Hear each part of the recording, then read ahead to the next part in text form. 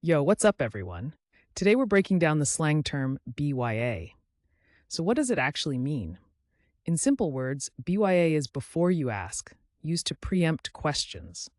People use it when they want to answer something before someone else asks about it. Sometimes it can also mean something slightly different, depending on the context. Where did it come from? Slang usually has a cool backstory. BYA first showed up in internet chat rooms in the early 2000s. Over time, it spread into everyday talk, especially among online communities and texting friends. Now let's check out how to use BYA in a sentence. Correct example 1. I already checked the schedule and it's final. Correct example 2.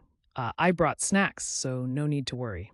And for laughs, here's a wrong example. My grandma said BYA at Sunday dinner, and everyone just froze. See how slang adds personality and vibe?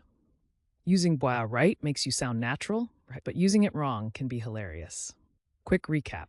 BYA means before you ask, used to preempt questions.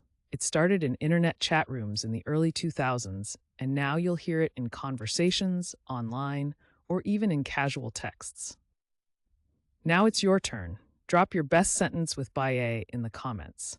And if you want to learn more slang and fun word histories, don't forget to subscribe and join our community here every day.